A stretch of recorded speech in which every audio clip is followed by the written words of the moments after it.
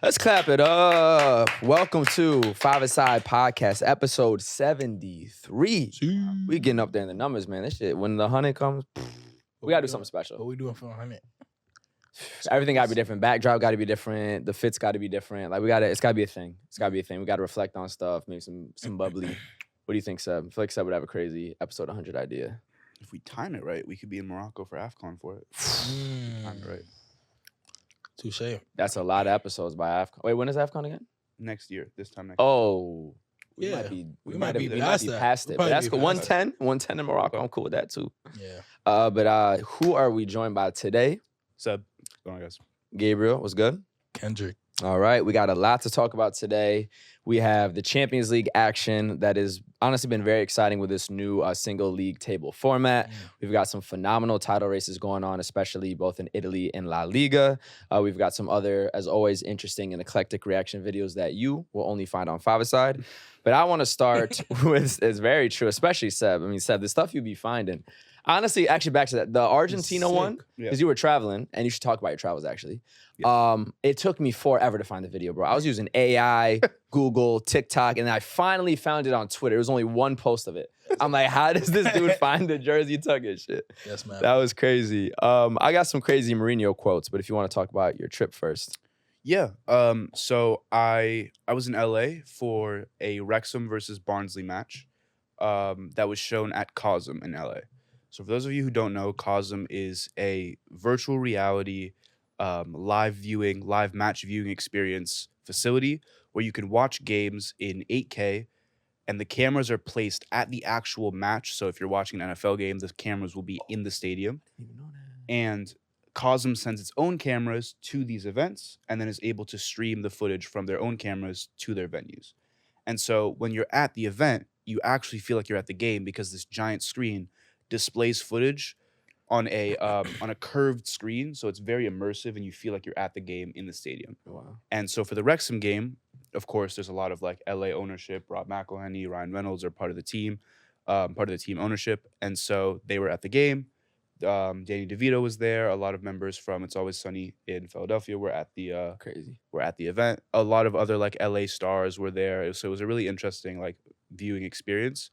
But what I will say is that it is for sure the future of watching sports. 100%. For sure. Yeah. There is literally no way around it because just from a financial perspective, it allows teams to pay to like charge people stadium or near stadium entry tickets. Yeah. When they're not in stadiums. So essentially you can build a stadium all over the world. And so I assume that what will probably happen is that either every league will build their own COSM in major cities or movie theaters will convert themselves to COSMs to allow for these types of games. What I will say is that the atmosphere was very Hollywood because it was LA. It was literally Hollywood. I'm not complaining. That is what it was. Yeah. But I can only imagine for a World Cup game or something of the sort, like how insane it would be. Because genuinely, I swear to God, there are moments where you can lose yourself and you feel like you're at the game. Like people tend to duck when they feel like a ball is going to come at them just because of how immersive it is. Yeah. It was insane. It was insane. That's fire, bro. Fire. I think that's the future. And I think when VR, it's still, humans aren't really taking to it like that. Once it gets affordable and accessible, when you can be at home, not even go to a COSM, put on the headset and feel like you're there too. But 100% that, because what else can you do to expand the experience? Right. I think when you see like the games where they're adding like digital things on top, like the NFL has some Nickelodeon with the explosions or whatever for kids, like that's whatever because it's still on that box. When I'm like in the shits, and those same bars now too, if like it's 10 to late and they convert into nightlife, and now during the party you got like just using screens in different ways is gonna be the future of like experiences. Period. The beauty of COSM is that you can be in there with like 500 people. The capacity is 3,000 people in there. So like, so it's a huge venue. It can get crazy. Yeah. Wow, it's fire. I love it. What else I love? Quotes from Jose Mourinho. Okay. This guy is always wilding. So for those who may or may not know, if you live under a rock or not into the footy world, Jose Mourinho is a legendary Portuguese coach who always has beef with legendary Spanish coach Josep Guardiola. And after the recent failures of Guardiola, That's his actual name? Yeah, Josep. Yeah, it's his full name. And fun fact, he's from Barcelona, Catalan. So instead of Jose, it's Josep. Wait. Yeah. So he goes by Pep, but his real name is Jose. Bro, I'm gonna break down some real Spanish shit. Ready? So Nah, Jose bro, is Spanish, right? The nickname is Pepe. My dad's name is Jose. And then Josep is the Catalan version of it. And so the nickname is Pep instead of Pepe. So that's the difference between the two. So my dad is actually a Pep technically, but Pepe because he's Spanish and not Catalan. I don't know. It's just like overly cute for like a Josep. like a grown man, bro. Hey, that's why he'll never be My Carlo. name is Joseph, but I go by Pep. Which is funny actually because he's going Like, against come Jose. on, bro. Yeah, I facts. can't take you seriously after that. Well, some people don't take him seriously. He's crashing out. He is crashing out, and Pep said this is an argument with Pep in 2014 over the grass length at a UEFA coaches forum. When you enjoy what you do, you don't lose your hair. And Guardiola is bald. He doesn't enjoy football. God damn. He also has recent quotes because they were going back and forth about how many Premier League titles they have. I won 3, but I won fairly and cleanly. I don't want to win by dealing with 150 lawsuits. So he said that at him. And then recently he added in, it's not true that I want Man City to be relegated. It's true that I like justice. Many times small clubs are punished that went 5 or 10 euros over budget. I don't think it's fair that the big financial sharks always find a way to escape the rules. I'm just a man that loves football. I'm very passionate. I just like justice, no bad feelings. So he added that after. He's spitting. What y'all think? I mean, I think we're in a time, especially in America, where people are very anti-big money and just like That's a fact. corruption and corporations and all that stuff. So if anything, like Mourinho represents kind of how a lot of people are feeling right now. Like tired of the people with all the bread getting away with stuff that they shouldn't. And Man City, we still waiting on that verdict, bro. Yeah, what's going on? Like, it's one of those situations where it's like he has every right to be like, yeah, bro, like you winning, but it doesn't look clean right now. So Yeah. we'll see. We'll see if those titles even stand as well. I feel like they Exactly. will because it's, you know how it gets in court with like evidence and then what goes in all the litigation. But yeah, Man City just fumbled again, a 2-2 draw with Crystal Palace. So they are still winless, and I can't even count how many matches. No, they now won. in the They Prem. won. Oh no, they won They one won in between midweek. that and then fumbled. Yeah, they're they playing won so many damn midweek. games. So they've got what, one of their last 7 Prem games. Yeah. So they now, if I look at the standings here, they sit in 4th place. They are 8 points off of Liverpool, who have a game in hand. But your boys are actually cooking. Chelsea sit just 4 points back of Liverpool. Facts. And Maresca, the coach, doesn't want to put too much pressure on them, saying maybe we're not really in the title race yet. But my question to you, Chelsea fan, are y'all in the title race? It's funny because like I've been just like on Instagram and social media in general.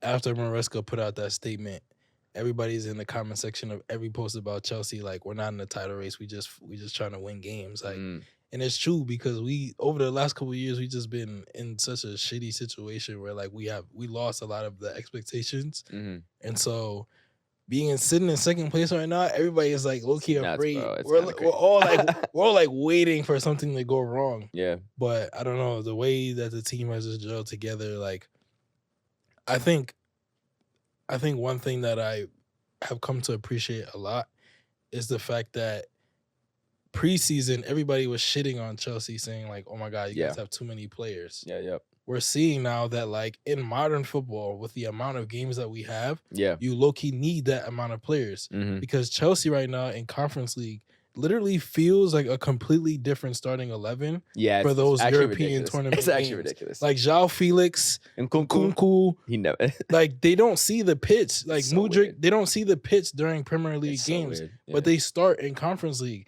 And being able to have 2 completely different clubs is saving us from injuries. And the reason why we're sitting in second place, we don't have a major injury like Rodri. Yeah. We don't have the struggles that Arsenal's going through with other players being fatigued. Yeah. We don't have the struggles that Tottenham is going through with like 10 injured players. Why? Because we have so many players. It's true. So I don't know. I think too with Todd Bowley, who spent the 1.2 billion. Yeah. He's treating it like, listen, I have unlimited funds, and I'm just gonna spend whatever it takes to get the player I want. So when he's spending 80 million on a player that's not worth 80 million, doesn't care. I want a shot at him, and he bought so many that it's like, I don't even know if there was any good scouting, but within these 35, 10 gonna be The valid. scouting is actually amazing, bro. No, what I'm saying Like is that, but because you have unlimited money, you're just like, I'm just gonna dish out an insane amount. Yeah. But I know within this, we're gonna have to cut like 20 of them.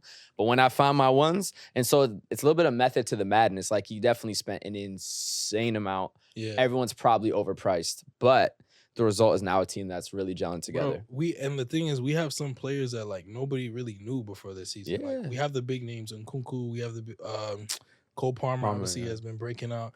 But then we have like NIVEA, who's Yup. playing in center defensive mid. Took Enzo Fernandez, World Cup winner. They took his spot in recent weeks and has been balling out. Cole Will. Badia Shele back in the center back, shutting down everybody in the back. You know what I'm saying? Yeah. Even Nicholas Jackson, like when he first Yup. started, like people were kind of like, "Oh, he's shit." By the way, is having a People good season. including me, yeah. Adueke. Like, we have players who everybody was like, "Who the hell is this? Mendham FC." Ha ha ha ha ha. But like, they're actually It's balling working, out. bro. So I don't know. I'm Nah. just happy. You should be. I'm so And it's happy. funny too, because like people talk about, Arsenal and like Nah, they're fuck getting them. back to their thing and all that, and it's like you're still not winning anything. And then Yeah, Chelsea, bro. who's been complete shit, are instantly back up there. So Yeah. I think that's a little bit of the difference between the two clubs. DNA. But Seb, I gotta put a little bit of pressure on you, bro. What's up? Before Yeah. the season started, we did a preview episode for the top 5 leagues in Europe, and Seb predicted that Tottenham was going to finish in second place in the Prem. It's They disgusting. currently sit in 11th after 15 matches. Fair. And they have 20 points. This is 6 wins, 2 draws, 7 losses. Damn. And they are 5 points though only from 5th place. So it's not completely over. It is a tight table, but second place might have been a little crazy. Listen, I become more and more of a Spurs fan every year because it's so sad. It It's is so sad It's that so sad. my sympathy goes up, and the more my sympathy goes up, the more like I feel like I want to root for them. Yeah. Again, they're only 5 points off of what is it? 5th. Who's in 5th? Nottingham Forest, who's having Okay. a great season. having a Shout great out to Nuno Santos, Yes. one of the few Nuno. black coaches out there. Yeah. But ultimately, and then so it's Villa, and then Villa, Arsenal, Brighton, Chelsea, Bournemouth, Brentford, Fulham, then Tottenham. From 11th to 5th. and then first is Liverpool, and then Chelsea, Chelsea, Arsenal, City. City. And Liverpool's decent gap. Hey, it's not ridiculous. Still, like it's possible. It's possible. Obviously, it's You possible. don't It's watch not the happening. Prem. If you No, I watch the don't. Prem, I you don't. know it's. Yeah. I watch impossible. Tottenham, They're though. shit. You No, watch but Tottenham games? I do, because my girl became a Tottenham fan. Really? That's kinda You fire. let her do that? I warned her. That's kind of fire because they have good. She's kids. loyal. They do have good kids. Yeah. She's loyal, though. It's a good You know, sign. I warned her. I told her, but honestly, she was like, "This will be fun." Her rationale was like, "This will be fun when they win." So It's true. I'm a Knicks fan, so I know what it's like to, you know what I'm saying? Yeah. You guys like suffering. Well, the yeah, I Knicks don't know. balance out the Real Madrid. I will say it's about Tottenham. They have a huge, brand new, beautiful stadium. yes, State of the art facilities for the training, right? They've invested a good amount of money. They are in London. All it takes is that right change of ownership with unlimited funds and the younger people who don't see Tottenham as tragic as they are now. Could happen. It happened to Chelsea Yeah. in like 03 or whatever it was with Abramovich. So you never know. Could be a sleeping giant, but Could be a. they are a tragic team. Could be a sleeping giant. Yeah. But just like you put some pressure on Seb, Yeah. we got to put some pressure on you. What pressure? We got Real Madrid. They got the win today against Atalanta, Backs against the wall. but they've been struggling a little bit in Champions Done. League in this new format. They've got a loss, a couple draws, a couple wins now. Yeah. But Let's see what place they're I think at the beginning of today, they were sitting in maybe like 24th place. They were like in the 24th. last spot to move on to the next round. Yep. So how are you feeling about Real Madrid in the Champions League? How are you feeling about their chances going forward? What's your reactions? Where did they move? So they're in 18th now. So at the end of the day, when it comes to Champions League or World Cup or Euros or any cup competition with a group stage, all you got to do is get out the group. Doesn't have to be pretty. Doesn't have to be the best performance. You just got to get out the group. And once it's knockout stage, it's knockout. And now your home, my home, who gets more goals? And we know Madrid historically, obviously, has clearly been the best team to ever do that. I think about Argentina winning the World Cup, didn't have a good group stage, came back and won it. Spain 2010, same thing, my country as well. Obviously, Madrid have done group stages where they win every single game, then go on to win the Champions League. But sometimes Madrid, I feel like they just tend to, in general, start seasons a little bit slow. You add in an insane amount of injuries. You have 2 torn ACLs in the starting back 4. Our keeper has missed some time. Vinny, Jude, Rodrigo, Camavinga, Tchouaméni have all missed some time this season. Pretty much everyone in the starting 11 besides Fede Valverde has missed some time this season, and Mbappe just went down again. So at the end of the day, it's been some trouble, but as long as we can move on into the knockout stage, it is what it is. What permanently matters is the La Liga table, where if they do win their game in hand, they'll be back in first place. So it's obviously disappointing that they haven't started as well as they could have. But again, once you're in the knockout stages, nothing from the past matters, right? It wipes a completely new slate, similar to the NBA playoff sort of thing. Yep. And Mbappe's scoring, man. He looking good right now. Jude scoring every game now. Vinny's back scored. Like, all that matters is you hot when the knockout stage comes. That's all that matters. So I do feel like though the new format has made the Champions League very interesting. So that's what I was going to ask. it is interesting. How do you guys feel about the new Champions League format? Wait, let me finish. Yeah, you got it. Like right now, the top 5 teams in the Champions League standing are Liverpool at 1, Leverkusen at 2, Aston Villa at 3, Crazy. Inter at 4, Brest That is the at craziest 5. one. Brest is the craziest one. And then we have Barcelona, Dortmund, Bayern, Atalanta, Arsenal, other names that we would expect to see in the top 10. But like nobody could have predicted that was going to be the top 5 at the beginning of this Champions League season. And so I don't know. I think a lot of people, including myself, were critical of the new format. And we're like, it's unnecessary. It's going to be too many games on at the same time. But like, it's gotten kind of interesting, and there's a lot of teams that are seeded to go through that nobody thought were going to go through. And then we have teams like PSG who and even Real Madrid until today maybe that were looking like they're kind of on the edge of not going through. So what do y'all think?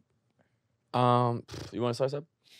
What I'll say, and I've always said this, is that it's going to make the Champions League interesting throughout the entire round of 16 or group stage, throughout the entire group stage portion, because we're about to get to the point where PSG needs to start winning games. Yeah, they need to win this week. Real Madrid needs to start winning games, because at the end of the day, they'll be seeded against a Leverkusen, not a Leverkusen, but a Barcelona or a, I guess who else is at the top? Like Arsenal. Bayern. I'm sure City might be at that top They're spot. not. Where are they? City's struggling. They're at 20. So then they're they need to start winning games. You know what I'm saying? So that is going to make matches interesting way sooner. Which is what we want at the end of the day. So I didn't complain at the beginning, and I'm not complaining now. It's also more forgiving because you can be kind of shit as long as you're top 24 out of 36, which is less than half or more than half have a chance to be in the round of 16. Because then you go into the playoffs. And we'll see if the playoffs are forgiving, though. We'll see. But I was gonna say, so it's like forgiving in that sense. But then on the flip side, you could finish 9th in the table and not make it to the round of 16. And it's like, is that fair? Is it not? It's just a new format. So I think it brings some new intrigue. I think if you're good enough to win the Champions League and you were going to win the Champions League, you're still going to win the Champions League. No excuses. So we'll see. It's just new action. I don't love that we're adding more games on top of all the injuries. Right. I wish we could have, if we're going to do a new format, did it have to be more games? But it is what it is. Get more players on your squad, bum nigga. I mean, Madrid's going to be okay.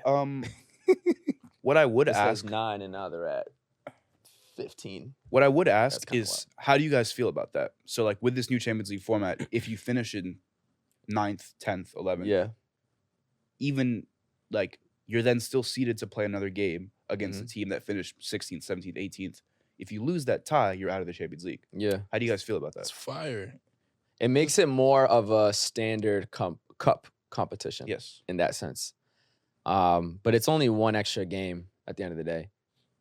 Or one extra series, excuse me. One extra seeding, right? It's kind of like having a round of 32 for half of the teams entering into the round of 16. Okay.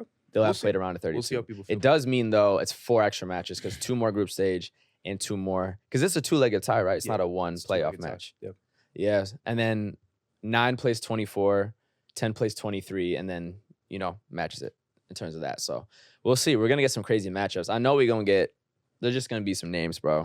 We won't know until the last day. I know, but we might get a Juve Arsenal. You know what I mean? We gonna get something. We gonna get some good ones. Pressure and it is pressure. The whole reason people like Champions League is the pressure. You want to see people back against the wall. Yeah. You don't want to see the teams playing games that don't matter, which happened all the time in the previous format because of the group stage. Yeah. And I think it's interesting too that the Champions League has instilled this new format around the same time that we have the NBA Cup. Oh yeah. Because like the NBA Cup is doing the whole group stage thing now. Yeah. And it's kind of like UEFA was like, bro, we over that.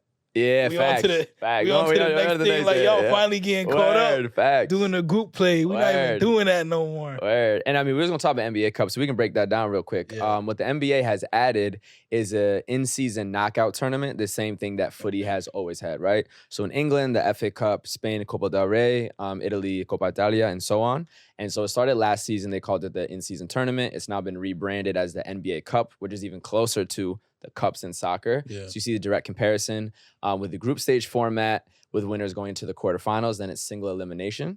And they also, for the first time in basketball, have added point differential. So NBA fans have no concept of always trying to win every game by as many points, no matter what, until the NBA Cup. Versus soccer, you up 5-0. No, you want 6 and 7 because you know goal difference could affect the league table. So it's so funny that what used to be considered like inappropriate or bad sportsmanship or shooting a 3 at the end is now like, no, they're like 1 second left timeout to get that shot off. Same way in footy. Now we're going to try to score more. So it's kind of funny to see the late reaction of NBA fans like, bro, we've been on this. So, but I love the NBA. So this is to me, a very good addition.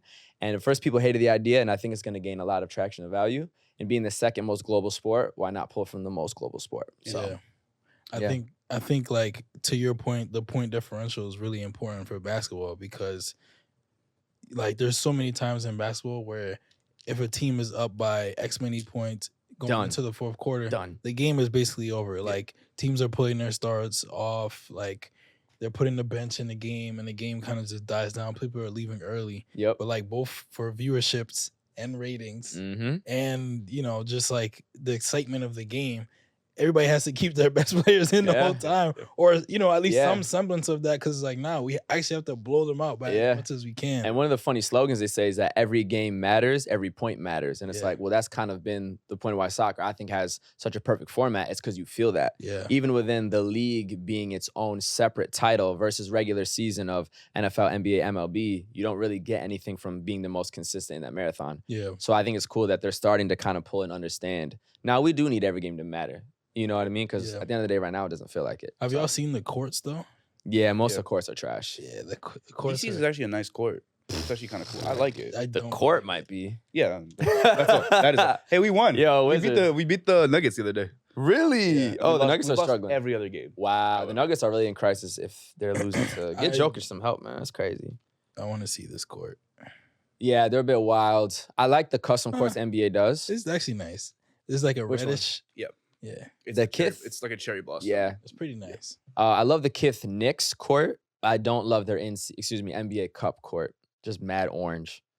It's a little bit too much just like heavy, saturated color blocking for every team. Yeah. Whatever your color is, they just slap in the middle like a template. It feels like a video game. Yeah, it's weird. I wonder what's like playing on that. Bro, that's a lot, bro. Like my feet's just purple. Like, SOD. Your eyes are burning. Y'all think soccer teams should have in-season They already do. Oh, fields. I was going to say, bro, we got the cups. Should soccer teams have... We talked about this with advertising. With ads, but not necessarily we didn't like talk custom. about this, though. But you're saying designs? Yeah. I think it's a little... That's kind of cool. It's cool, but one of the problems is that the grass is going to be affected so much more obviously than the hardwood that's painted. Not necessarily. No, it is, bro, because with my foot, it's going to get instantly scuffed. Oh, you so mean I'm like saying the design will quickly fade. I see what you're saying. You could freak it, though. And that'll be part of it. It's also more complicated, too, because you can't just paint it the same way. But if you could find a cool, sleek way, why not? I mean, I've played on some awful American turf fields. I was going to say, like, a blue... We've seen, like, blue turf and shit. Well, I thought we were talking about, like... black turf once. That's insane. That's kind of hard, though. But it was awful. That's nasty. And the summer's crazy. I was assuming, like, La Liga, Prem, Serie A. Yeah. So it wouldn't be turf. Bro. So it would get more cut up. That is a great idea. I like it. I think this is a great idea. I like it. Imagine you go to Stamford Bridge and you have to play on a blue turf field. Oh, we're saying color like that. That low key be tough. Oh, like so you're saying dye the whole field. And you put like instead of like the regular circle, it's like a line in the middle or something. The flicks would be The flicks would be insane. Yeah. God. The flicks would be crazy. Oh my goodness. Or you go to you go to Madrid, you're playing on a white field. That's what I'm saying. That's hard. That's nuts. Or you go to United and there's like a red devil. Yeah. You know what the key thing actually is too? Is the color of the ball. Oh hell yeah. That transition matters more than in basketball because it's in the air. Yeah. So that would, but there's a way to do it. There's a way to do it. So we're giving y'all the ammo. Go get it done. You know what I'm That's saying? tough. In There's a Japan, way to they're do it. doing holographs in the Japanese league That's a lot. On the real field or in the broadcast? on the real field. On the real field. I mean, future pre-match. sport. Pre-match. Slow down. Future of sport, bro. Slow down. I've seen a hologram interview. I Slow told you down, about it slow before. down. You It is seen the those, future of those sport. boxes? The future of sport. Let me explain. The future of sport is we go to stadiums to watch holographic games. Fuck. That's the future. Fuck. Wait. Controlled holograms, So or it Japan's- represents the players that are really playing somewhere Japan's else. pitch to host the 2022 World Cup Yeah. was that they were going to be able to have technology under the grass that would Yeah. film the players playing for the World Cup and then sell the rights to broadcast that holographic technology to Oh. stadiums all over the world. So it's like you're watching. So it's like Oh, that's a real future. so like you would go if the World Cup is happening in Japan, you would go to Stamford Bridge and watch the World Cup game at Stamford Bridge, Yeah. but it's a holograph.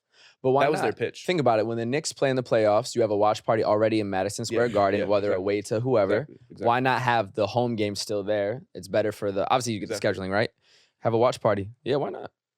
Terrifying, but I mean, that's a better use of a hologram than what it could be used for. I agree. I'll say that. You know what I mean? agree. I agree. All the terrible, like to watch I sports. could think of some better uses for hologram. List them. 7 right now.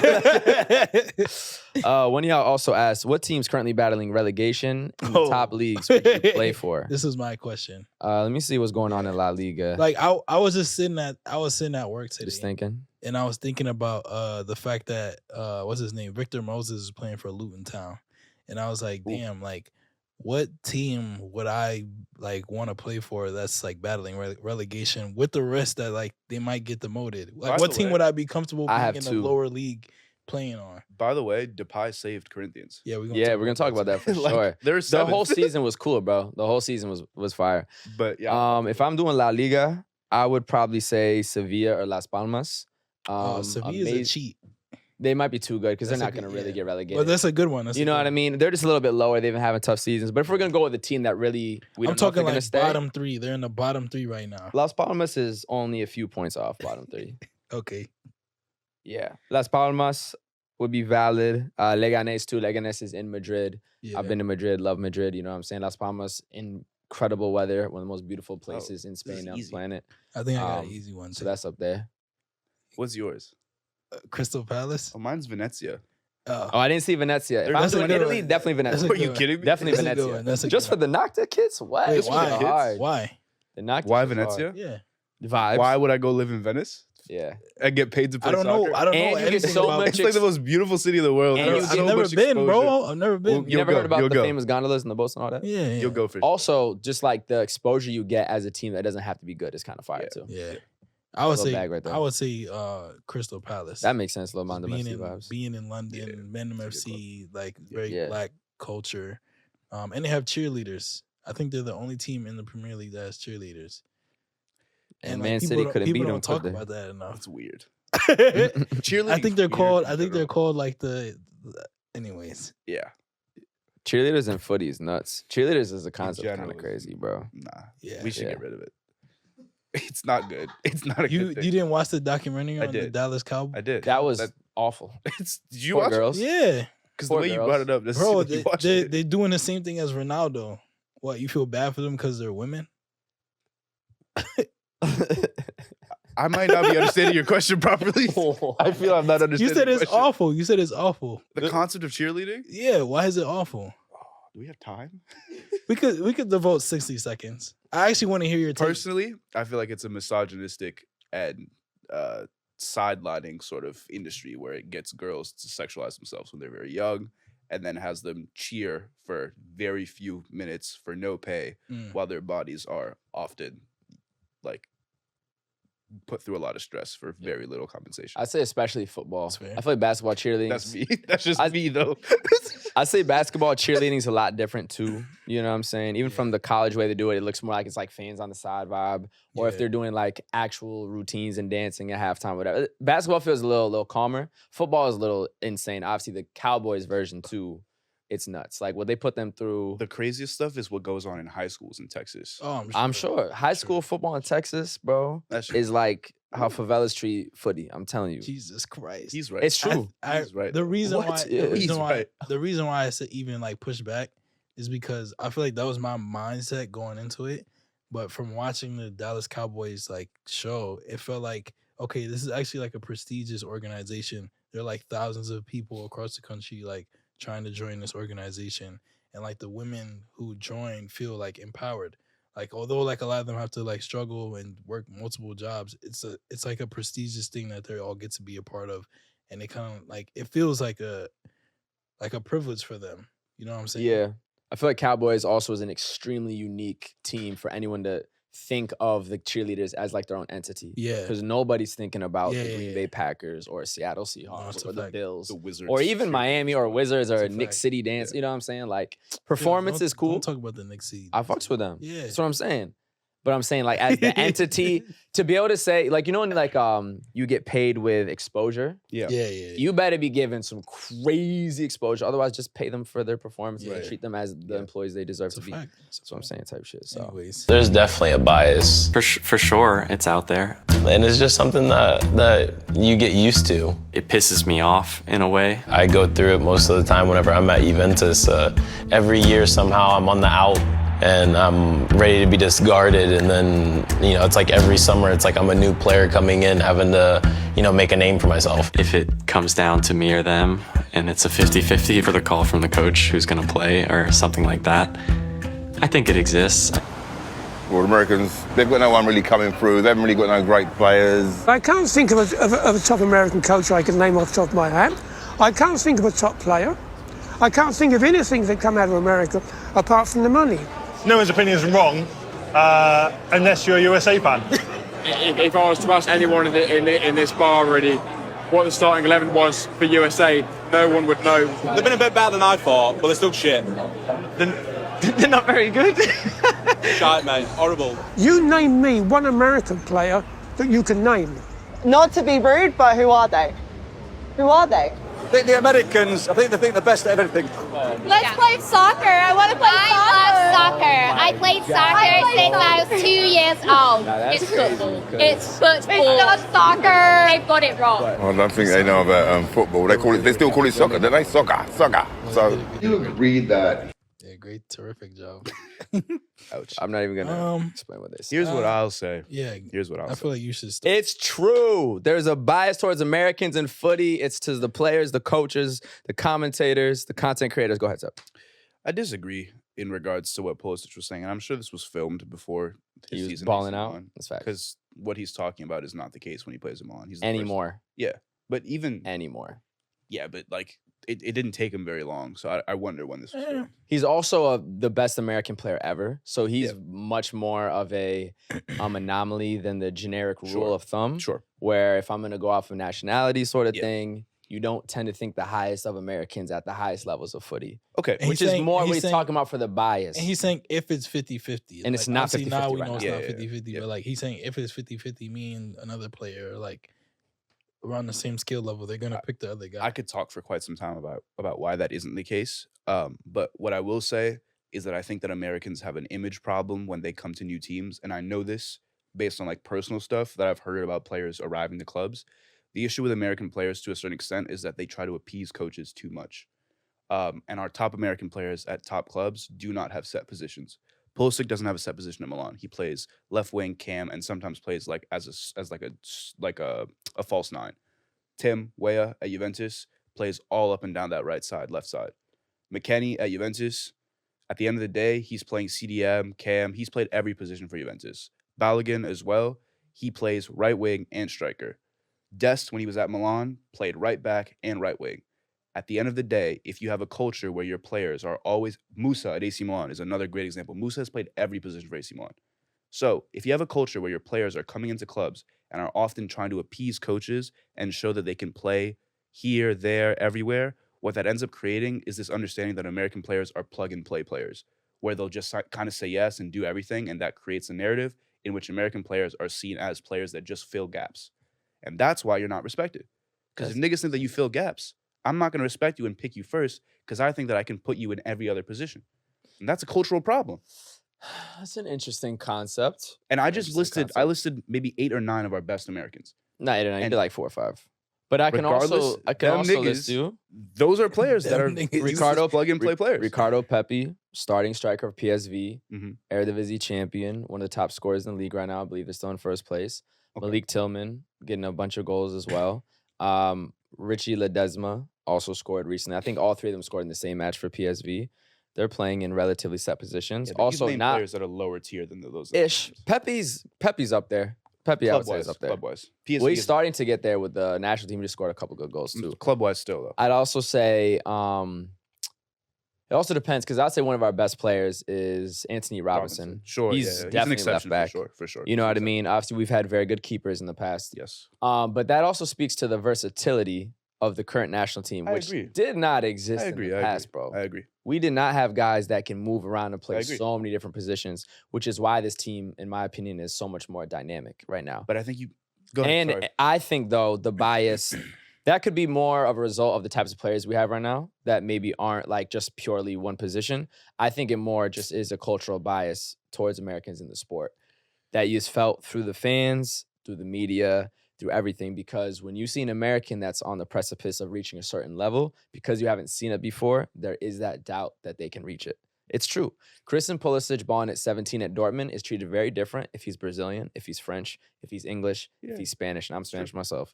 You know what I mean? It's true. How well he's playing right now.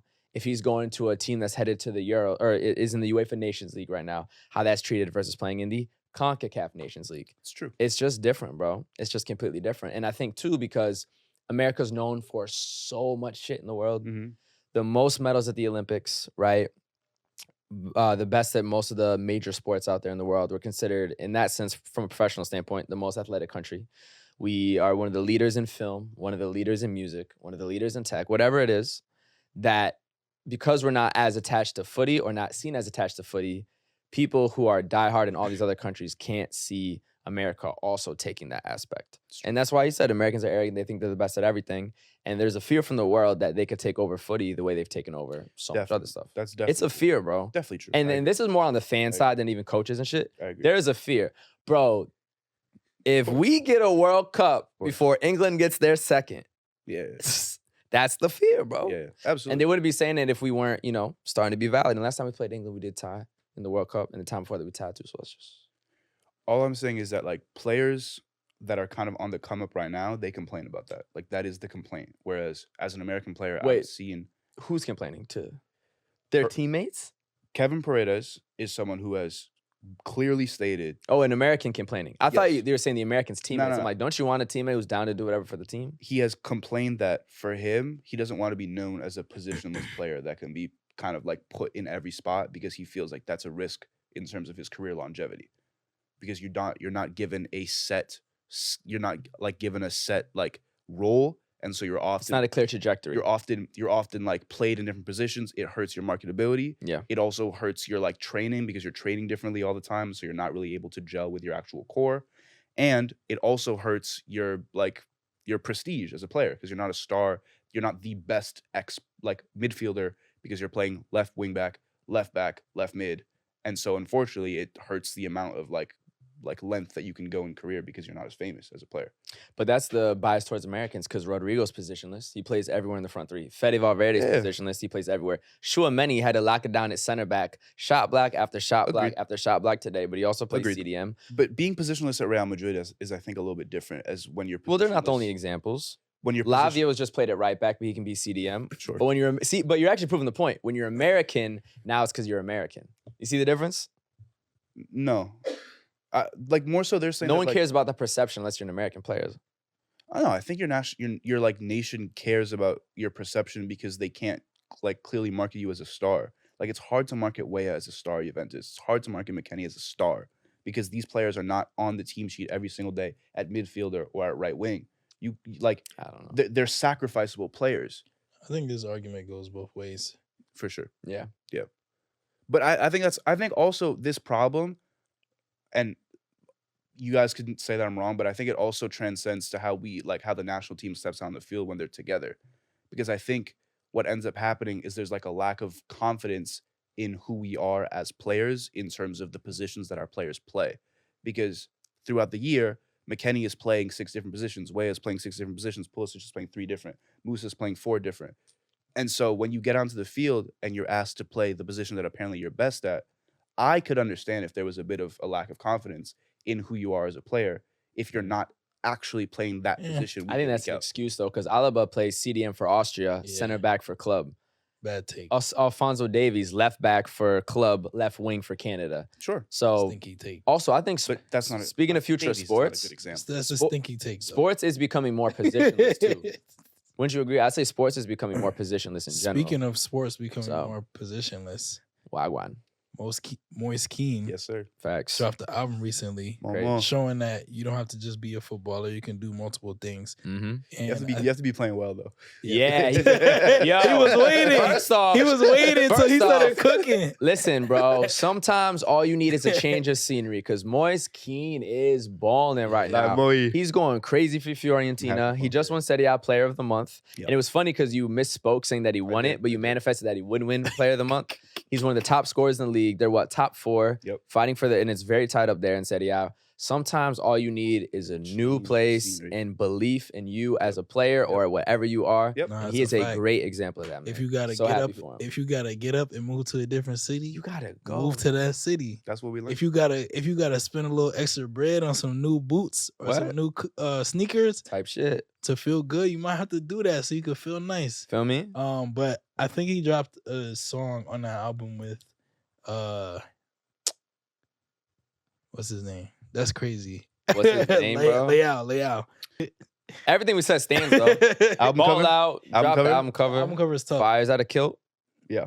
Let's get it. Kilts are in style right now. It's So it's- ASAP Rocky it's very like and Travisy. modern. Yeah. Like the whole opium Yeah. kind of like rock star. Modern old. Like Yeah, the facts, new facts. retro. It's like the new retro. Exactly. Yeah. Yeah. It's fire though. He's doing his It's a thing, good bro. rollout. He's doing his thing. Why not? Exactly. See, Why and not? I'll give you another example, though, of when you can and can't do it. Yep. Because Paul George has only played about You're 12 hilarious. NBA games, You're but he's dropped hilarious. 16 podcast episodes. Those stats don't match. Yeah, that's Feel me? Can't let that That's happen. gotta match. So when you hooping, when you balling out, you can drop that album, do that pod, whatever. Yeah, just like Memphis Depay. Yeah. After saving Corinthians, he dropping the hardest music videos at the same time. Listen, Yeah. bro. And the Talk hardest about- celebrations. Bro, too. he- Oh my Yeah, he God. did all types of shit with that, bro. Yeah. That was hard. Y'all saw the celebration? Yeah. Oh my goodness. Off the free kick, The right? gun- Yeah. The gunshot Yeah. celebration I'm like- after leaving the favelas. Yeah, bro. Come on. Nah. Is it this This video is absolutely insane. Now he loaded it is crazy. He put real shots in it. I just think it's funny that he's so confident right now. He's on that track talking about getting his dick sucked. Hey man, no rules out Like here. he don't give a fuck, bro. Brazil don't give a fuck. Different culture, Yeah. bro. I love him. He can't do that at United. That's what I'm saying, bro. You know what I'm On there saying? talking He's having crazy. fun, bro. He's Hopping off having the fun. private jet, bro. Absolutely crazy. I mean, speaking of Brazil, we could talk about that championship that just ended. Yeah. So Botafogo just won Yes. their first championship of the Brazilian league, I think in about 29 years. And they also did the double, also winning the Copa Libertadores, which was their first ever, if I'm not mistaken. So that is a huge moment for them. You know, very, very exciting that they were able to do that. We also have Thiago Silva, who is not retired. That would have been a good question, Seb. Playing for, is it Fluminense, his childhood club, helping them avoid relegation, which would have been an absolute catastrophe. Marcelo also played there. And then the young baller headed to Chelsea this summer, Estevao, Yes, sir. I think put up, 13 goals and 9 assists, which was 21 goal contributions at 17, the youngest to ever hit that amount in the history of the Brazilian league. So just ended, but a very, very exciting league season for them. One player I want to shout out is an Angolan defender, Bastos.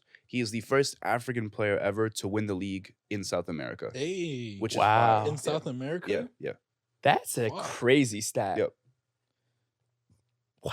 I mean, yeah, they don't be. No, that's a crazy they don't be stat, fucking though. with- Because you couldn't say that about MLS. You couldn't Yeah. say that about most European leagues.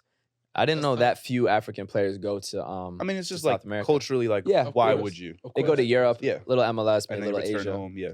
Yeah. So Big congrats to him, bro. That's huge. Yeah, it's always interesting to see all the different cycles of league seasons. MLS also just ended. Congrats to LA Galaxy on another trophy. Yes. Congrats to our boy Edwin Cedillo, our first Facts. In Focus digital mag feature, and was on our podcast as well for getting the championship. You know what I'm saying? We gave him some info. Oh. Brought the cup home. You know what I'm saying? Question. What's up? The Club World Cup draw was announced recently. It was I was watching it, and Donald Trump appeared on the screen, disgusting. and he said, "My son is very good at soccer," which actually he is. He's actually His decent son? at soccer. He's got mad kids. I don't even want to know, bro. However, I have a question for you guys. Final. Are you guys excited about the Club World Cup? Are you guys interested, curious about it? How do you guys I feel? have to say one other thing. There's also an Intercontinental Cup, which is the original Club World Cup format, Mhm. which is like the winner of all the Champions Leagues. So, because Madrid's about to play in that, but then also the Club World Cup. I thought they got rid of this I also for the did- Club World I Cup. thought they did too. That I is think- so many I think games. I think bro. it's just showing up as the same thing. No, it's not, bro. Look, Madrid's in the final of the Intercontinental Cup for FIFA on December 18th. They have to go to Qatar. Who are y'all playing? We don't know yet. It's going to be the winner of Al Ahly versus either Botafogo Oh, or okay. Pachuca. And that game is tomorrow. Nice. Like, bro, like the schedule's nuts. Nice. And then you have to go to the Club World Cup. It's fresh after the end of the league season and Champions League. Bro, it's absolutely crazy. Okay. Wow. Barring, there's a lot of games. Yeah. Are you guys curious about it? I'm curious. I'm hella excited. Yeah. I'm And hella, it's in the US. I'm hella curious. I think like people are sleeping on the gravity of the teams that are gonna be in the States. That's Like, a fact. we have like PSG, Atletico in the same group with Seattle. We have Bayern in this thing. We got Chelsea in this thing. We got City, Real Madrid. Real Madrid, Inter, Inter's playing River Plate. Dortmund. And we have like the biggest teams from like other countries that people don't talk about as much. We have Boca, we have Al Ahly. Al Ahly. That's what matters more We actually have than Porto. the bigger names. Yeah. Like we just have like all these massive giants, Al Hilal, like all in one place at one time. And so people are gonna be traveling to come see their teams. People are gonna be, just like doing activations all around the city. Like it's gonna be fun. No, it's And gonna I be think- lit. I think Yeah. there's been a lot of like just negative press around it because of a lot of the politics behind it and like there's some struggles with like locking down stadiums and stuff and scheduling. But like the reality of it is like it's gonna be a massive tournament. We have massive brands here. Yep. There's gonna be chances to do activations with five-a-side. Oh, we will be. I think it's Best gonna be believe. an amazing time. The finals in New York, which is gonna be a little test run for the final, the World Cup final the following Yeah. year. Like I what more think do the you want? problem is, who's going to ruin the vibes is the European teams. Why? Because they're not going to bring their best players. So I'm more excited personally. I'm saying this wearing a Real Madrid We jersey. shall see. Who I'm really excited for is a team like Al Ahly coming here, Al Hilal, right? Looking at what? Yeah. Palmeiras coming through, Boca Juniors, Botafogo, River Plate, and thinking about in a place like New York City with all these diverse cultures and nationalities being able to come out and support their teams in the US, whether the game is being played in New York or not. But just thinking about all the different types of bars and all the different types of restaurants of people of those cultures, I think that's where you're going to see the real energy and the passion of the diversity of the US. Yeah. More so than the European teams who I expect for just tactical reasons not to bring their best players because when would they ever rest? They I have think they don't we even have a shall see. preseason. It's a great opportunity to grow your market in the U.S. Yeah. We I don't shall think see. Madrid cares personally. I think we'll it's, see. I think it's gonna be similar to like what we've seen with some of the friendlies recently. Because I feel like Yeah, it's that type maybe of like vibe. 5-10 years ago, we wouldn't have seen like some of the players who traveled this summer with the team like Real Madrid. No, I that saw were Madrid here. in 2011 and they had all the guys, to be fair. Okay. No, I'm just being honest. I'm just being honest. That wasn't like the last 5 to 10 years, but you know what I'm saying? Yeah, Like, yeah. I feel like like kind of to your point, teams are like realizing like, okay, there's a chance to kind of like get some return Yeah, on yeah. investment Yep. here. So maybe not like it won't be full squad, but I think like we're gonna see some surprise names like Rodrigo might make an appearance, Yeah. like start for those games, yep. etc. So I wonder if they can bring guys late too. yeah, We'll have to see. like later in the tournament. Yeah, I don't know if you're allowed to do that. What It's I- just tough. Or it could be fun to see the young guys on the teams who aren't the starters that we always see for Madrid, course. City, PSG. Yep. That might be more excitement then. Because at one point, you actually can't do 12 straight months of competitive football, bro. This body is not built for that. Yeah, especially because it's a World Cup year next year Yeah, but you got to protect your body. and an bro. AFCON year. That's absolutely insane. Yeah, Cooked if you're that's an African insane. player. You're an African? Bro, there's no fucking way. And what if Wesh, you go to the you're Champions an League final? African player. Bro, if you go to the Champions League final, win that shit. You have a game in Miami next Monday. What? Like, That's why Salah wants his contract. Y'all yeah, literally, bro. Pay that man his damn money. He said, Salah looked at the schedule. He said, y'all better pay me. I don't know if I'm making it. Fucking Brinks truck full of cash, nigga. You stop playing with me. Because Salah has to win everything. He's expected to win AFCON too. Of course Expected he is. to is Tough, man. Tough. y'all selfish, nigga. Yeah. If y'all don't pay Fuck me. out of here.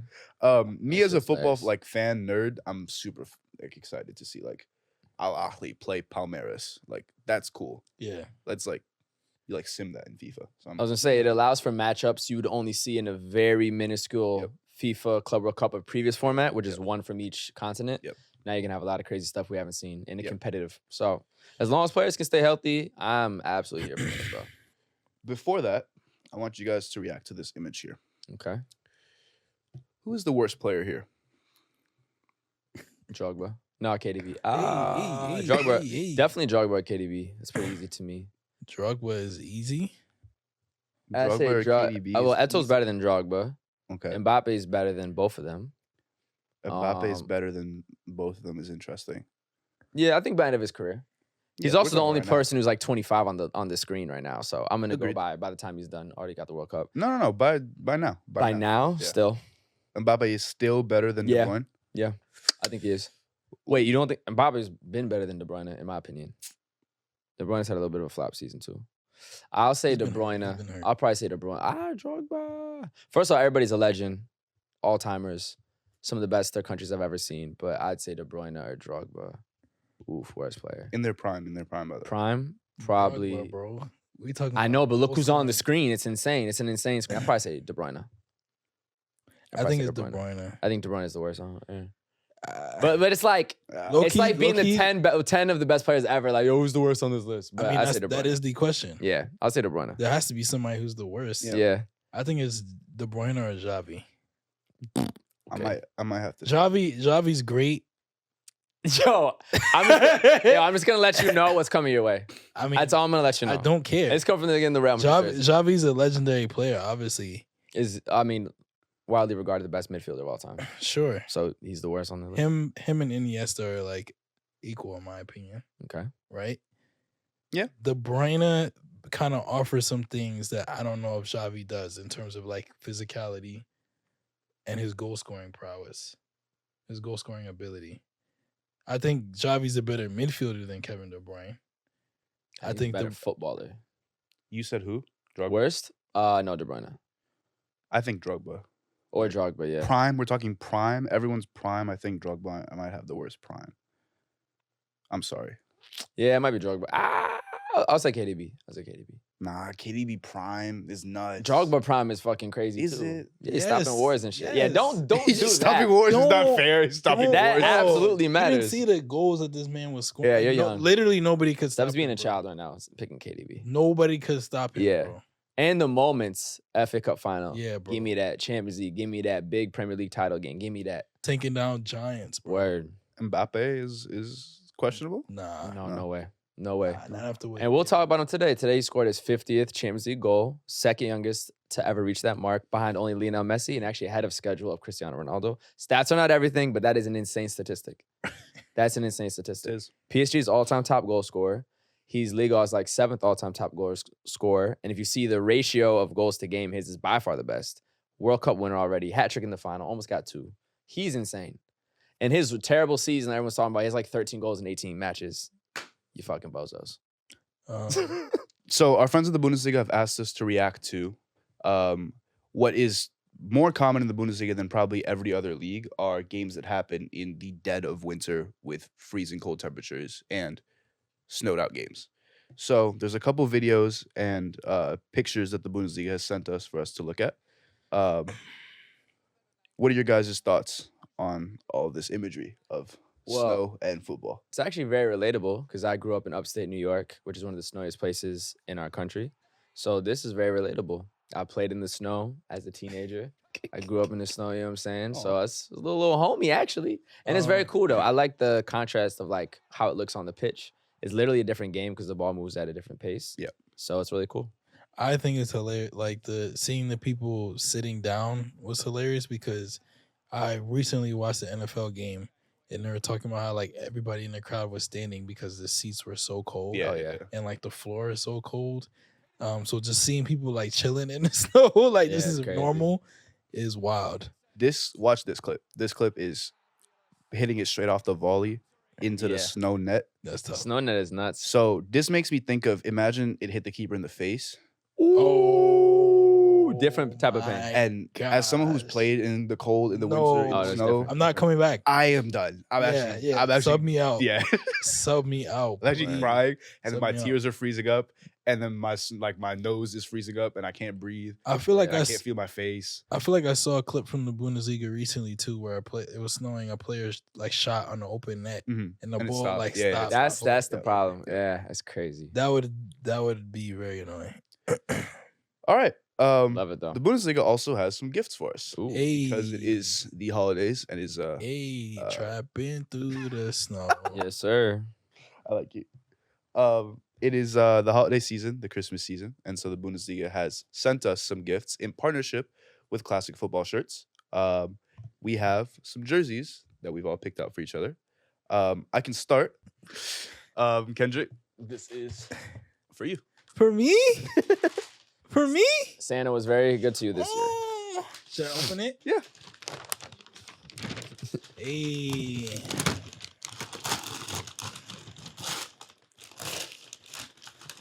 Was I naughty or nice?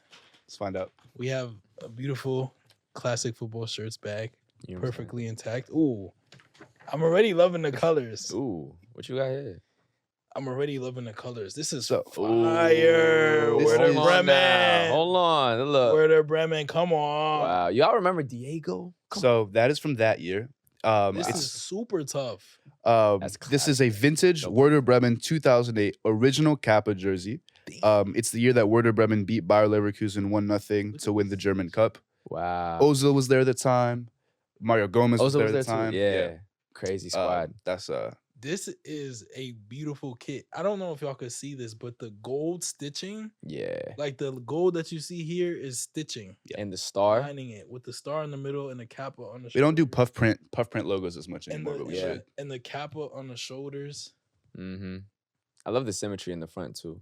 This is tough. That's super hard. Wow. I'm very appreciative of you guys. That's all. Thank you. Well, Seb, you just did such a great description. I feel like you got to get a gift now. Seb. Thank you. Let's see what Seb got. Open it.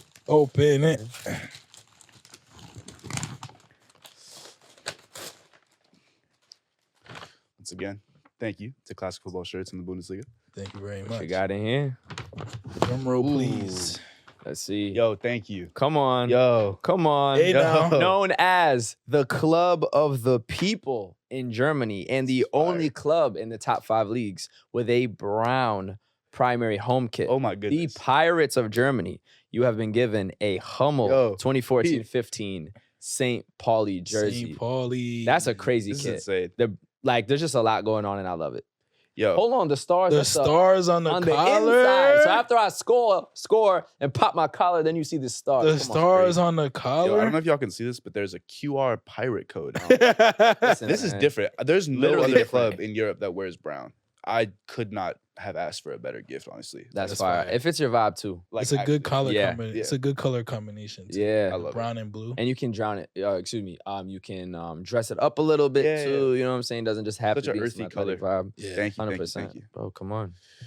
Shout out Classic Football Shirts, man. I believe it's Gabe's Dude, turn. come on. They saved the best for last. You know what I'm saying? Give me this, bro. What we got here? I'm very excited. Ooh, bright colors. Let's toss this. Once again, big shout out to the homies at Classic Football Shirts. Yes, sir. The world's biggest collection of football shirts. And This is this is a hard. classic of a classic of Oh a my classic of a goodness. classic This of a is classic. hard. Oh, And long wow. sleeve. Stop playing with me. Hold on. Was this when they won the Champions League?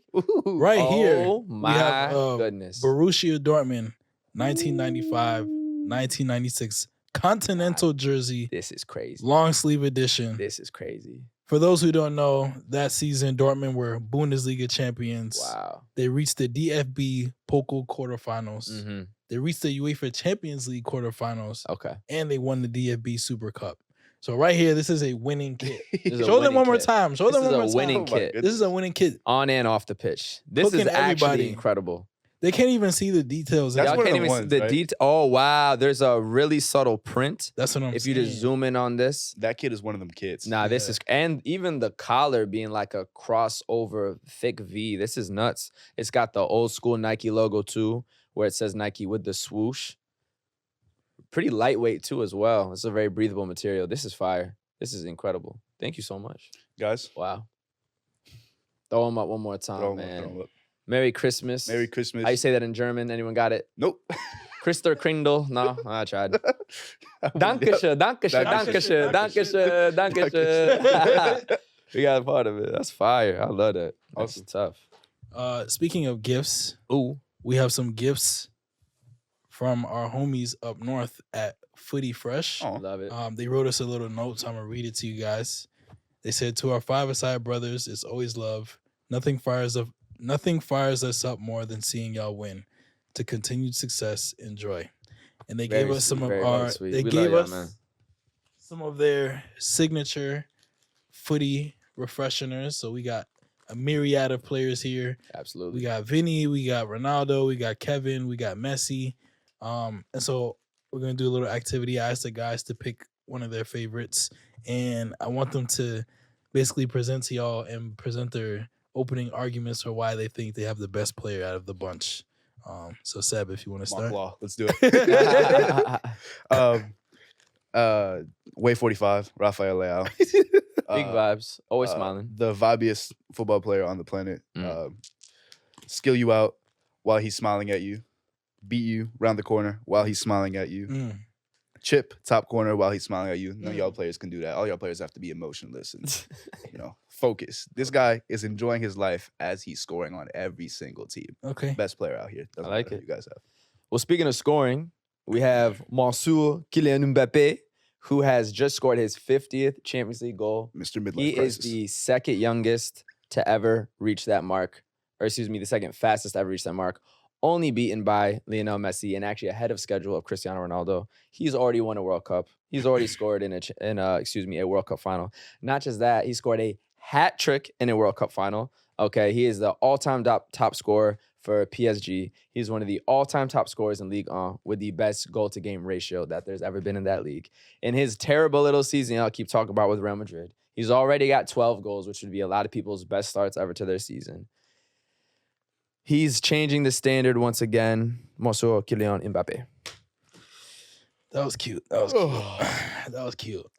We got the Real bad man. Cue the music. We got the Vibes Cartel Don Dada himself, hailing from the St. Kitts, Cole Palmer. I was so excited to grab this that I accidentally ripped off the top of the packaging.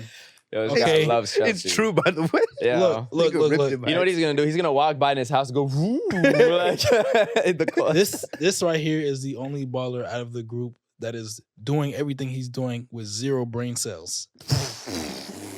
Okay? He has 50 goal contributions in 49 matches. None of y'all players are doing that. That's not true at all, bro. He has, his valuation as a player has gone up $100 million in one season. None of y'all players are doing that. He's carried a team that has struggled for years, and now they're in the top 3 in one of the best leagues in the world, all while representing a Caribbean nation. And to top it all off, his scent is vanilla. His scent is also vanilla. I present to you. He's different, bro. I present to you Cole Palmer. ladies Cole and Palmer. gentlemen. Cold. Thank you again. Thank you again to our Love. friends. At Mad love, We'll y'all. see y'all in Toronto soon. Big time. Nothing but Real love. Sixers. Come on. As many of you know, we spent the last year with NIVEA Men. We had the pleasure of joining NIVEA Men FC during the spring. It's been a great experience thus far. They provide us with the opportunity to try a large variety of products, from body washes, shaving gels, everything you might need. I think like honestly, the products have carried us through the entire year, regardless of the season. During the spring, we had products that just kept our skin feeling refreshed. During the summer, we had products that kept us smelling good, even when it was hot and sweaty outside. And during the winter, we had a lot of products now that kind of just protect our skin from the harsh cold. And so we're going to go through and kind of highlight some of our favorites from the year. I think for me, as a man with a beard, the shaving gel, the sensitive shaving gel was very important for me. The chamomile extract, I feel like, was a good addition to the product that helped me just, with a smooth shave. And then on the other hand, we have the Maximum Hydration 3-in-1 body wash with aloe vera. Aloe vera is a ingredient that I love in most of my skincare products. And so I use this basically on a daily basis. It keeps me smelling fresh, keeps my bathroom smelling fresh. True. It's a great product.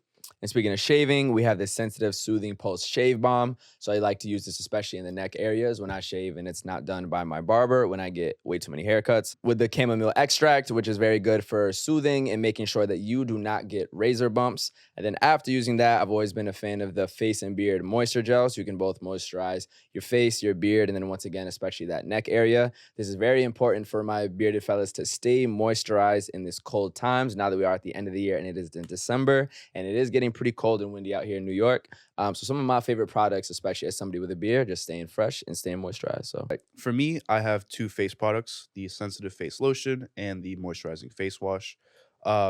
This contains aloe vera, the moisturizing face wash, as Kendrick said earlier, an incredibly, incredibly useful ingredient. It makes you feel great. It's a soothing and relaxing ingredient. So I really want to make sure that all my products have these in them. Another product I can't do without, of course, is the sensitive face lotion. It doesn't dry. Chamomile extract, so it feels especially soothing.